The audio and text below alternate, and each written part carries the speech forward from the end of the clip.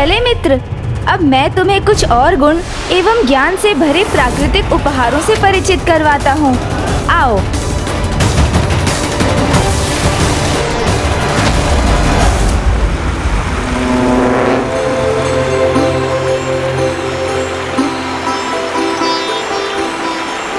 मित्र भंड कुमार, चौथा गुण तुम्हें जल से सीखना है।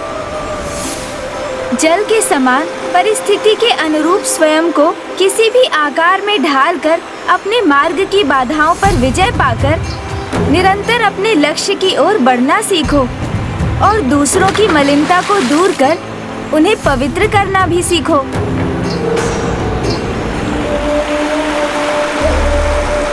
सीखूंगा, अवश्य सीखूंगा कि जैसे जल सभी स्थानों पर पहुंच सकता है तो मलिनता भी सर्वत्र फैल सकती है। आओ मित्र।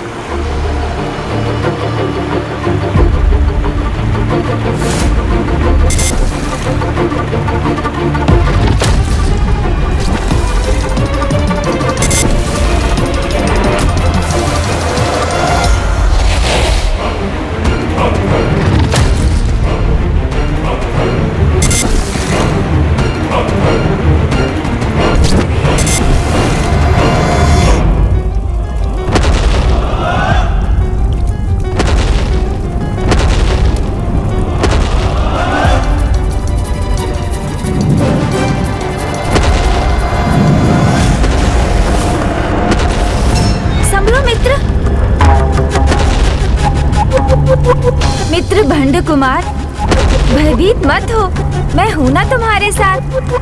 तुम्हें यहाँ अग्नि से कोई क्षति नहीं पहुँचेगी, अपितु एक महत्वपूर्ण सीख प्राप्त होगी तुम्हें। अग्नि जिसका स्पर्श करती है उसे अपनी पावन ऊर्जा से सुधार कर पवित्र बनाती है, क्योंकि जो जल में नहीं घुलता, वायु से प्रभावित नहीं होता, उसे एकमात्र अग्नि ही अपने भीतर समाहित कर नवीन रूप प्रदान कर सकती है।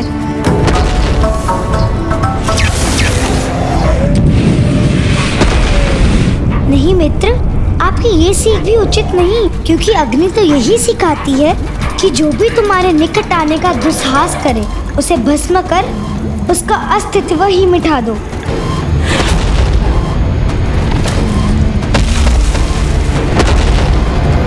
चले मित्र। चलो। मुझे आशा है कि अब तुम अच्छाई का ज्ञान प्राप्त कर अच्छाई और बुराई में भेद कर सकोगे और अपने जीवन में सदा अच्छाई का पालन करोगे। अच्छाई और हमारे महानायक? चिंता मत कीजिए मित्र, मैं आपकी सीख भली भांति समझ गया हूँ। मैं आपको वचन देता हूँ कि उन सीखों का पालन मैं अवश्य करूँगा, किंतु यदि कुछ नहीं समझ सका तो चलता है ना। और वैसे भी जब उधर भोजन से रिक्त हो तो कहाँ पूर्ण बात समझ आती है। ओह हाँ, भोजन, मैं ये कैसे भूल गया कि तुमने अभी तक तो कुछ खाया ही नहीं है।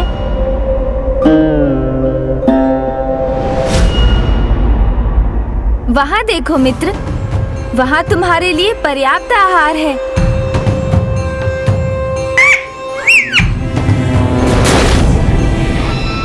रंग कुछ हरा अवश्य है, किंतु उसका स्वाद अत्यंत उत्तम होगा।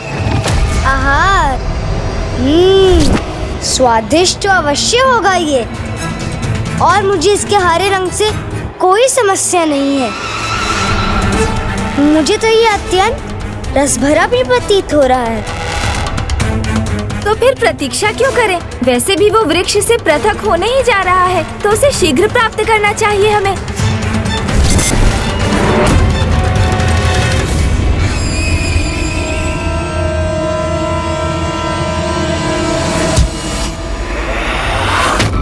मित्र, मैंने इसे प्राप्त कर लिया। कहाँ गया ये?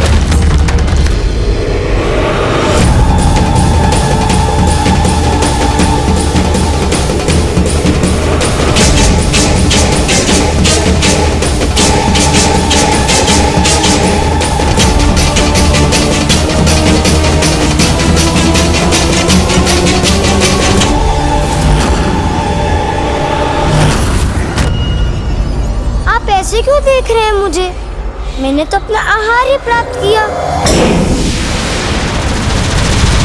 तुम्हें ज्ञात भी है तुमने क्या किया है? हाँ, मेरे द्वारा दी गई सभी सीखों के विरुद्ध जाकर निर्दयता से एक निर्दोष जीव की हत्या कर उसे निगल लिया तुमने। ये क्या किया तुमने भंड कुमार? आप मुझसे क्रोधित क्यों हो रहे हैं मित्र? जैसे आपको ये हरे और लाल आम के फल भाते हैं, वैसे ही मुझे वो हरे और लाल पक्षी तो चलता है ना? नहीं, नहीं चलता है। ऐसे निर्दोष जीव की हत्या करना सर्वथा पाप है। किंतु आपने ही तो सीख दी थी कि मैं इस अनंत ब्रह्मांड का भाग हूँ, और उसी प्रकार इसमें जो भी है वो मेरा भाग है, सब एक ही है। तो यदि मैंने उस पक्षी को अपना आहार बना लिया तो क्या बुरा किया? अपने ही एक भाग का भोजन किया मैंने। वो पक्षी ब्रह्मांड का एक सजीव भाग था, उसका एक स्वतंत्र जीवन था, और ऐसे निर्दोष जीव की हत्या पाप है। तुमने अभी मुझे वचन दिया था कि तुम मात्र अच्छाई के पथ पर चलोगे, और अभी ऐसा घोर पाप करने में तुम्हें तनिक भी संकोच नहीं हुआ। ये कैसा व्यवहार है तुम्हारा भंड कुमार? किंतु इसमें क्या दोष है मेरा मित्र? आपने तो मात्र इतना ही बताया था अच्छाई क्या होती है, पाप क्या होता है, उसका ज्ञान कहाँ दिया आपने? तो फिर ध्यान से सुनो, धर्म के जो भी विरुद्ध है वो पाप है, फिर वो वचन भंग करना हो अथवा एक निर्दोष पक्षी का वध हो, और ऐसे पाप करने वाले का मित्र मैं कदापि नहीं बन सकता।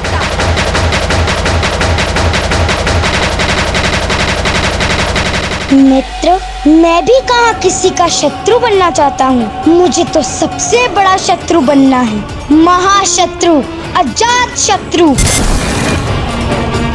जिसके हृदय में अधर्म का अंधकार व्याप्त है, वो प्रथम पूज्य गणेश जी की कोई सीख भला कैसे प्राप्त कर सकता है? वचन भंग करना पाप होता, यही कहा था ना आपने? तो स्मरण कीजिए, आपने सूर्यास्त तक मेरे साथ रहने का वचन दिया था मुझे। मैं तुम्हारे साथ चलूंगा आज सूर्यास्त तक।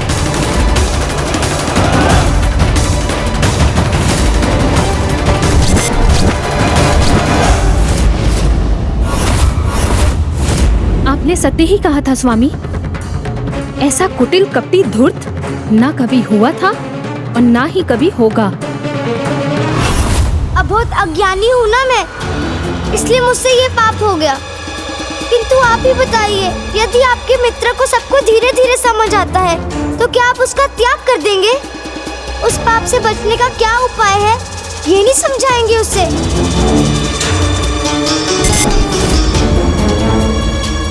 उचित है, मित्र मित्र का साथ नहीं देना चाहता तो मत रुकिए, जाइए गणेश जी। जब मैंने ये पाप किया है तो उसके परिणाम का सामना करने का उपाय भी स्वयं ही ढूंढ लूंगा मैं।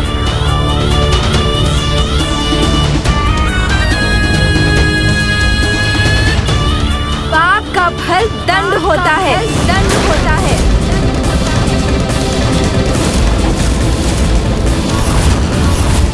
किंतु मित्र, मैं दंड नहीं पाना चाहता, तो इस पाप के दंड से कोई कैसे सुरक्षित हो सकता है?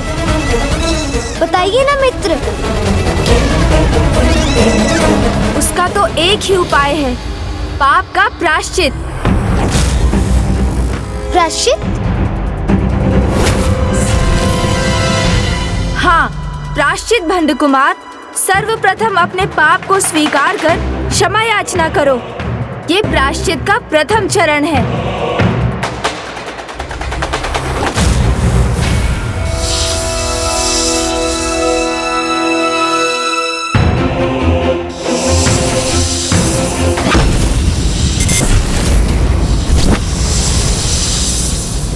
अर्थात यदि किसी से पाप हो गया हो, अपनी भूल स्वीकार कर क्षमा मांगकर उसका प्रायश्चित कर ले तो वो दंड का भागी नहीं बनता।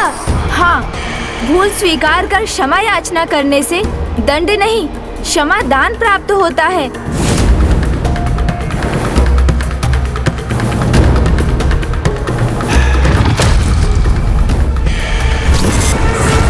क्षमा याचना करने से दंड नहीं, समाधान प्राप्त होता है।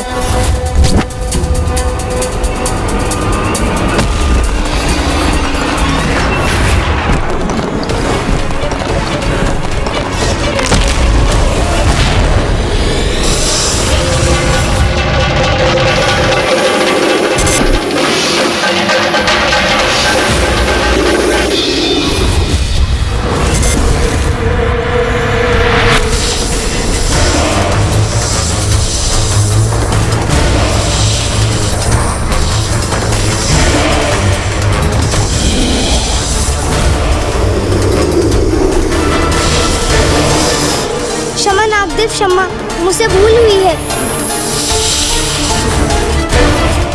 मैं प्रायश्चित करने के लिए प्रस्तुत हूँ, मुझे क्षमा कर दीजिए।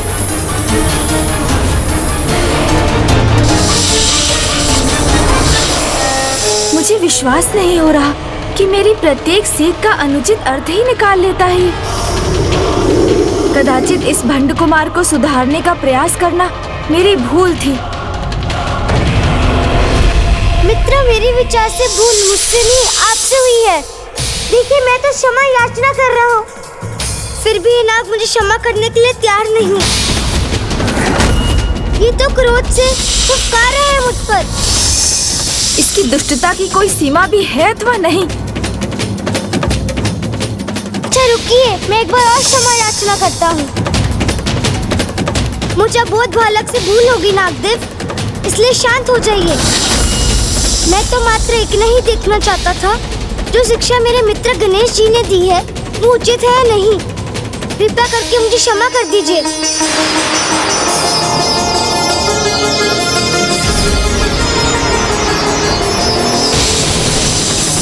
गणेश जी की सीख को सत्य करने हेतु आपको ऐसा करना ही होगा। मैंने भूल स्वीकार कर क्षमा याचना की है आपसे, जिसे नकार कर आप मुझे दंडित नहीं कर सकते। इतना तो चलता है।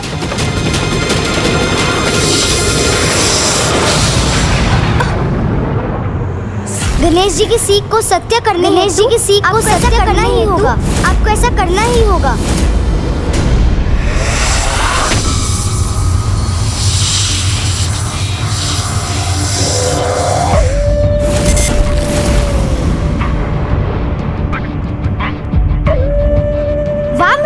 आपने सत्य ही कहा था।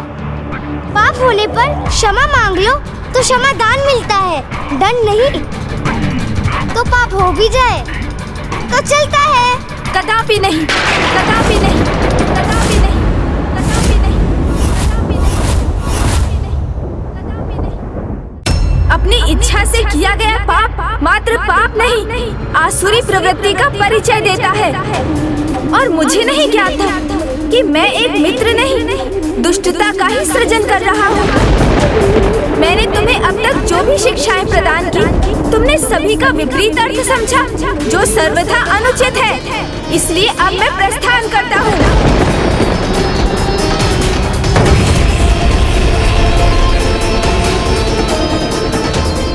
रुक जाइए गणेश जी, आप मुझे ऐसे त्याग कर मत जाइए।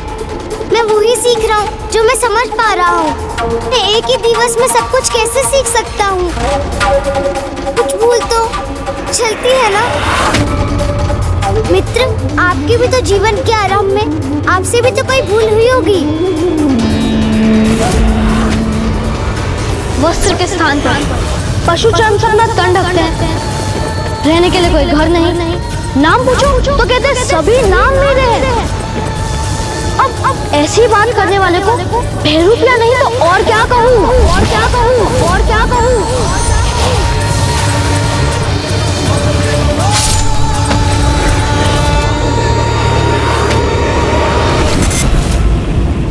आरंभ से ही इसे सब कुछ ज्ञात होने पर भी ये अबोध होने का मिथ्या प्रदर्शन कर रहा है। आपने देखा नाथ, किस प्रकार ये गणेश जी के अतीत की घटना का उल्लेख कर रहा है। आपको तो उन भूलों के बाद भी सुधरने का अवसर प्राप्त हुआ होगा, उचित सीख प्राप्त हुई होगी।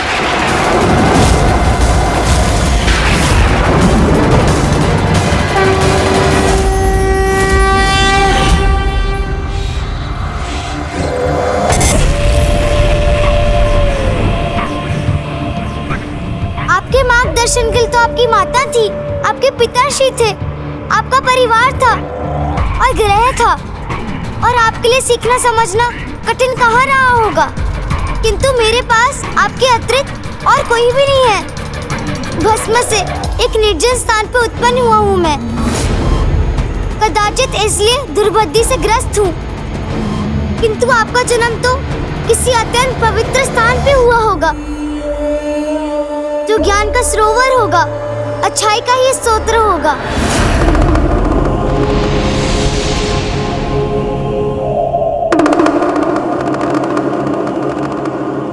उचित कहते हो तुम।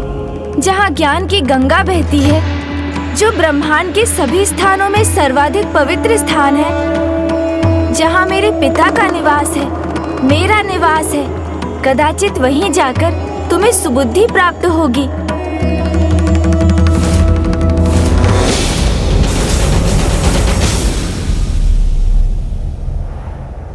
इसलिए तुम्हें मेरे साथ कैलाश ही जाना होगा।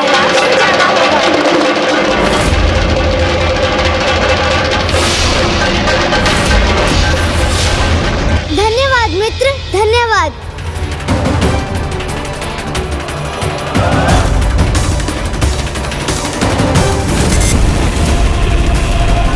मुझे अपने साथ कैलाश ले जाने के लिए मैंने मना ही लिया आपको। भंड कुमार का कैलाश में प्रवेश सर्वथा अनुचित है। ऐसी दुष्टता का प्रतीक कैलाश जैसे पावन स्थान में प्रवेश के योग्य नहीं।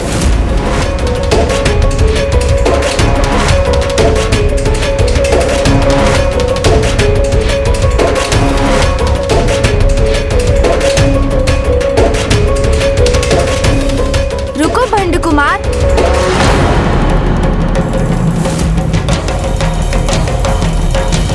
आपने मुझे क्यों रोक दिया मित्र? क्योंकि मैं तुम्हें सावधान करना चाहता हूँ कि यदि कैलाश में भी तुमसे कोई त्रुटि हुई तो मैं भी ये भूलने पर विवश हो जाऊंगा कि मैंने ही तुम्हारा सृजन कर तुमसे मित्रता स्थापित की है। फिर तुम्हारी उस त्रुटि का भीषण परिणाम तुम्हें भुगतना ही होगा, और उस परिस्थिति में मैं कुछ नहीं कर सकूंगा।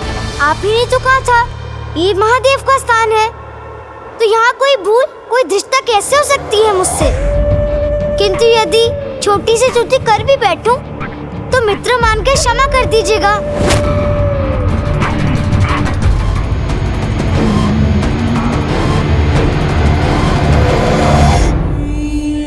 उचित है, उचित है। मैं आपको वचन देता हूँ, यहाँ मैं अत्यंत सावधान रहूंगा। मैं कोई भूल नहीं करूंगा। अब तो चलिए। अवश्य।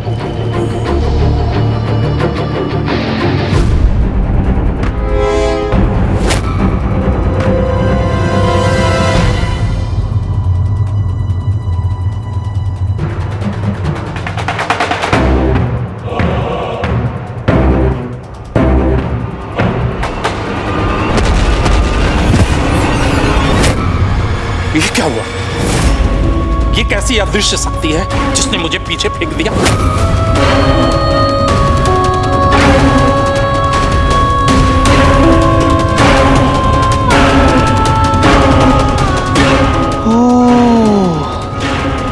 हमारे असुर महानायक वहां प्रवेश करने में इसलिए सफल हुए क्योंकि वे स्वयं गणेश जी के साथ थे।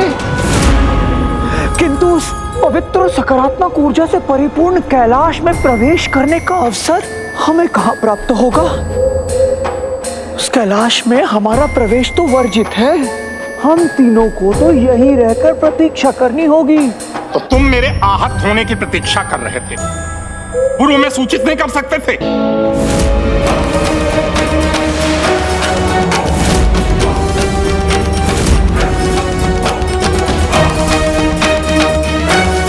तो ये है महादेव का निवास कैलाश, और भंड कुमार होगा यहाँ का अब नवीन महादेव।